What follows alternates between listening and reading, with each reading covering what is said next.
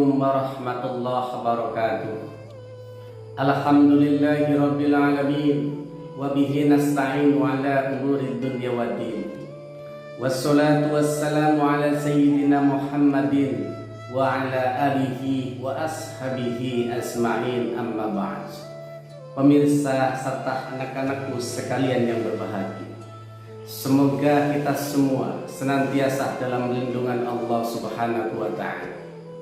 Dan mudah-mudahan puasa hari ini kita melaksanakannya dengan penuh keimanan, penuh tanggung jawab, penuh kedisiplinan, dan hanya berharap pahala dari Allah Subhanahu wa Ta'ala, sehingga menuntun kita menjadi pribadi yang muttaqin. Amin amin ya rabbal alamin. Pemirsa serta anak-anakku sekalian yang berbahagia, bulan Ramadan adalah bulan yang sangat mulia. Bulan Ramadan, bulan penuh rahmah, bulan penuh berkah.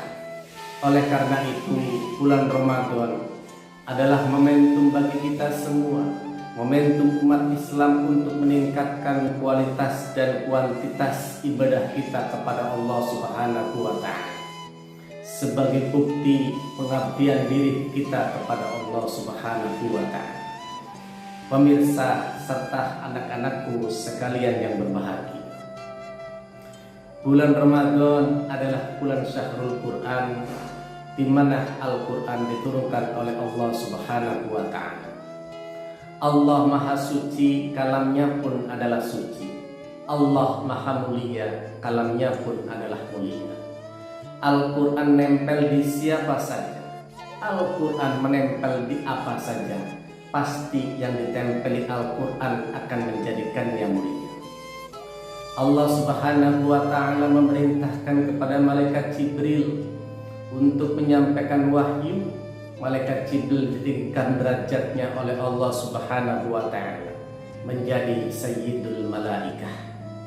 Allah Subhanahu wa Ta'ala memerintahkan kepada malaikat Jibril untuk menyampaikan Al-Quran kepada Nabi Muhammad sallallahu alaihi wasallam. Nabi Muhammad sallallahu alaihi wasallam ditinggikan derajatnya oleh Allah menjadi Sayyidul Anbiya'i wal Mursalin.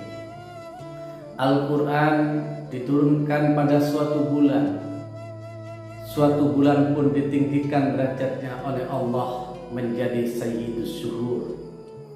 Al-Quran diturunkan pada suatu malam.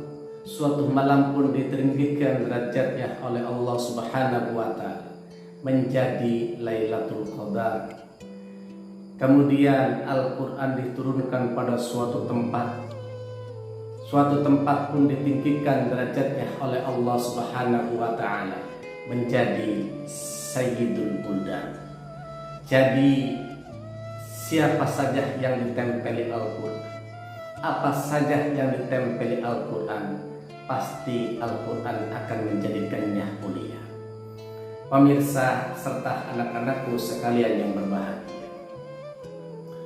bulan Ramadan adalah bulan Syahrul Quran, di mana Al-Quran diturunkan oleh Allah Subhanahu wa Ta'ala.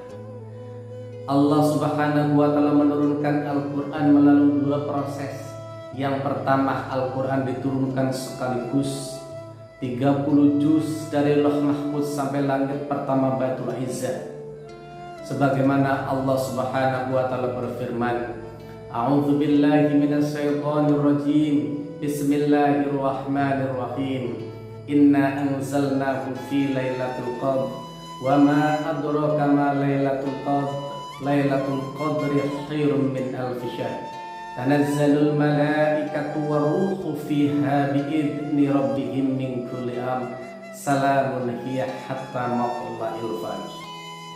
Kemudian Allah Subhanahu wa Ta'ala menurunkan Al-Quran secara berangsur-angsur dari langit pertama ke bumi selama 22,5 tahun. Allah menurunkan Al-Quran secara berangsur-angsur.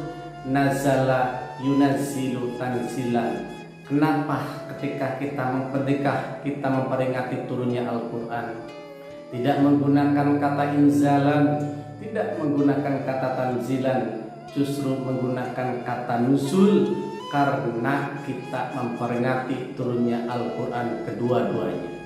Baik memperingati Al-Quran diturunkan 30 juz maupun Al-Quran yang diturunkan secara berangsur-angsur. Pemirsa serta anak-anakku sekalian yang berbahagia. Lalu apa fungsinya Al-Quran? Allah Subhanahu wa Ta'ala berfirman, A'udzu billahi minasyaitonir rajim. Bismillahirrahmanirrahim. Inna nahnu nazzalna dzikra wa inna lahu lahafidun. Sesungguhnya Al-Quran diturunkan itu tiada lain untuk menjadi peringatan bagi kita semua. Pemirsa serta anak-anakku sekalian yang berbahagia. Hadis Nabi Muhammad sallallahu alaihi wasallam, "Man ja'ala al-Qur'ana amamahu qaddahu fil jannah wa man ja'ala Qur'ana khalfahu syaqahu ilan nar." Barang siapa menjadikan Al-Quran sebagai imamnya, maka akan mengantarkannya ke dalam surga. Tetapi barang siapa menjadikan Al-Quran sebagai makhluknya, maka Al-Quran akan mengantarkannya kepada neraka. Oleh karena itu Allah Subhanahu wa Ta'ala memperingatkan kepada kita, memperingatkan kepada orang-orang yang melalaikan Al-Quran, orang-orang yang meninggalkan peringatanku, kata Allah, dengan Allah akan mengancamnya di dunia. Allah Subhanahu wa Ta'ala berfirman, A'udzu billahi minasyaitonir rajim. Bismillahirrahmanirrahim. Wa man a'rada an dzikri fa innahu ma'isyatan dhanha. Barang siapa berpaling dari peringatanku, kata Allah, melalaikan Al-Quran, kata Allah, menjadikan Al-Quran sebagai makmumnya, kata Allah, fa innahu ma'isyatan dhanha, maka akan ada penghidupannya sempit di dunia. Hartanya banyak, sawahnya luas, mobilnya banyak, rumahnya banyak, tetapi hatinya sempit. Tapi hidupnya sempit karena apa? Karena mereka melalaikan peringatanku, kata Allah. Karena mereka melalaikan Al-Quran, kata Allah. Wa nahsyuruhu yaumal qiyamati a'ma. Maka Allah Subhanahu wa Ta'ala akan menghimpunnya di akhirat dalam keadaan buta. Kemudian mereka protes kepada Allah Subhanahu wa Ta'ala. Qala rabbi lima hasyartani a'ma wa qad kuntu basir. Kenapa ya Allah engkau kumpulkan aku dalam keadaan buta, padahal justru kami di dunia bisa melihat. Indahnya pemandangan pegunungan bisa kita lihat, indahnya keramaian mal bisa kita nikmati, birunya lautan bisa kita nikmati. Kenapa engkau mengumpulkanku dalam keadaan buta ya Allah? Wa qala kadzalika ataka ayatuna fanasita. Demikianlah tatkala ayat-ayatku datang, kata Allah, engkau melupakannya. Wa kadzalikal yauma tunsa, maka pada hari itu pula aku lupakan, kata Allah.